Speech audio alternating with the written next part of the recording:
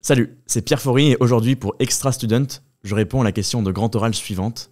Faut-il vraiment faire confiance aux sondages ? En 2016, les sondeurs britanniques donnaient, à quelques jours du scrutin sur le vote du Brexit, le vote qui devait déterminer ou non le maintien du Royaume-Uni dans l'UE, le camp du Remain, celui des partisans de l'Union européenne, entre 52 et 58% des voix.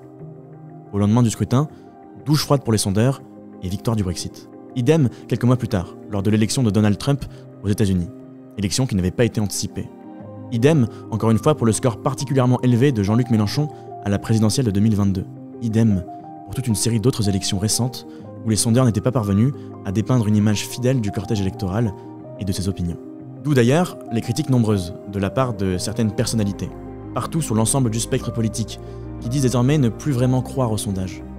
Faut-il alors voir dans cette parole politique une manière de rassurer les électeurs, ou plutôt une critique légitime d'un modèle de sondage qui serait devenu inadapté? En d'autres termes, faut-il vraiment faire confiance aux sondages ? Le fonctionnement des sondages explique d'abord, dès le moment de la récolte des données, les écarts qui peuvent exister entre les prédictions et la réalité des faits. Les sondages, devenus des outils incontournables pour sonder et mesurer l'opinion publique, influencent directement les discours politiques, les stratégies marketing et les discussions médiatiques. Le modèle sur lequel se fondent ces sondages a beaucoup évolué au fil des années, mais il repose toujours sur le même principe statistique, celui de l'échantillonnage. L'échantillonnage, c'est la sélection d'une fraction de la population que l'on veut représentative de celle-ci pour essayer de connaître l'ensemble de la population. L'échantillonnage dit aléatoire est ainsi une méthode fréquemment choisie. Celle-ci vise à garantir que chaque individu d'une population cible ait une probabilité connue et égale d'être sélectionné. En théorie, un tel échantillon devrait refléter les tendances globales. Par exemple, dans un pays comme le Royaume-Uni, un échantillon aléatoire de 2000 personnes peut largement suffire à produire une image représentative des 46 millions d'électeurs. Cependant, la sous-représentation de certains groupes sociaux conduit aussi à des biais d'échantillonnage. Lors du Brexit par exemple, les sondeurs ont largement sous-estimé le vote du Leave, en particulier chez les électeurs âgés et les habitants des zones rurales, en se basant sur des échantillons moins précis. D'où la pratique fréquente chez les sondeurs d'appliquer ce qu'on appelle des correctifs à leurs échantillons, en les rééquilibrant selon les différentes catégories sociales, le vote aux élections passées, ou encore la catégorie dite socio-professionnelle. Mais pour autant, même là, des biais cachés peuvent demeurer.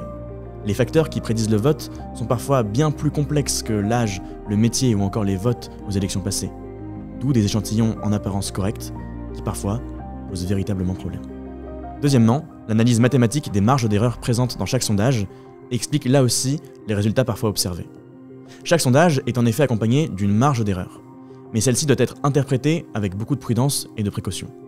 Cette marge d'erreur est déterminée par la taille de l'échantillon et par le niveau de confiance statistique qui lui est associé.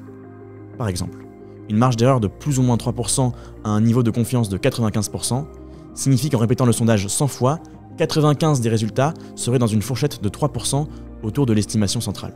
Autre exemple, un sondage peut indiquer qu'un candidat recueille 45% des intentions de vote, avec une marge d'erreur de plus ou moins 3% et un niveau de confiance de 95%.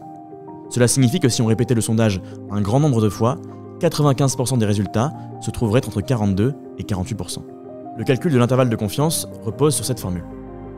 Par exemple, si un sondage est réalisé sur un échantillon de 1000 personnes et que 45% d'entre elles expriment leur soutien à un certain candidat politique, alors l'intervalle de confiance sera le suivant. 0,45 plus ou moins 1,96 fois 0,55 divisé par la racine de 1000, soit 0,45 plus ou moins 0,03, où ici 1,96 est le coefficient associé à un niveau de confiance de 95%. On a ainsi un intervalle de confiance allant de 42% à 48%, avec un niveau de certitude de 95%. Pour autant, ces marges d'erreur connaissent aussi des limites pratiques. Elles ne tiennent pas compte des biais dits systémiques, tels que la non-réponse. Lors des élections présidentielles américaines de 2016, ces biais ont par exemple joué un rôle majeur. Les sondages ont sous-estimé le soutien pour Donald Trump parmi les électeurs blancs non diplômés, car ils étaient moins susceptibles de répondre à ces questions. Car au-delà des mathématiques, les erreurs dans les sondages viennent aussi, et surtout, d'erreurs d'interprétation. Plusieurs types de biais et d'erreurs peuvent fausser les résultats d'un sondage. D'abord, les biais dits de désirabilité sociale. Les sondés peuvent fournir des réponses socialement plus acceptables plutôt que leurs véritables opinions.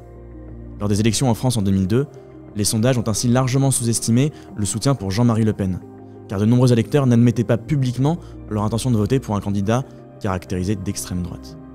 Un autre effet s'appelle l'effet bandwagon. Les sociologues décrivent cet effet comme la tendance des électeurs à suivre l'opinion majoritaire. Les sondages montrent un candidat favori, poussant certains électeurs à voter en sa faveur par souci de vote utile. Cela peut également décourager les partisans de chaque candidat, perçus comme perdants, affectant les taux de participation en leur faveur. On le voit avec l'exemple des élections en France. Lors de l'élection de 2017, les sondages ont montré une montée très rapide d'Emmanuel Macron, ce qui a probablement encouragé davantage d'électeurs à voter pour lui, au détriment des autres candidats du bloc centre-gauche. Un autre biais peut provenir de la formulation des questions. Le choix des mots et l'ordre des questions influencent logiquement les réponses. Dès lors, une question sur l'immigration avant une question politique peut logiquement orienter les réponses dans un certain sens. Les sondages souffrent également de l'évolution rapide de l'opinion publique. Ceux-ci mesurent l'opinion à un instant T, à un moment donné. Cependant, les opinions évoluent rapidement en fonction des événements récents et rendent dès lors les prédictions plus ou moins fiables. En conclusion, il faut donc comprendre que les sondages ne sont pas une prédiction fidèle du résultat d'une élection, mais la photographie imparfaite de l'opinion à un instant T. Sauf qu'à une époque où les choses évoluent extrêmement vite et où l'information se répand à vitesse grand V grâce à des accélérateurs d'opinion comme les réseaux sociaux par exemple, il est essentiel de les interpréter avec prudence, en évitant de les considérer comme des prédictions absolues. Aujourd'hui, de nouvelles méthodes émergent pour s'adapter au changement du monde. Des instituts comme Cluster 17 proposent ainsi de nouveaux modèles d'échantillonnage par cluster, tandis que d'autres instituts cherchent à mesurer la popularité des candidats politiques à travers l'activité qui les caractérise sur les réseaux sociaux. Là encore cependant, certains biais en remplacent d'autres. Dès lors, loin d'être à proscrire ces sondages comme les autres, sont donc surtout à mieux comprendre.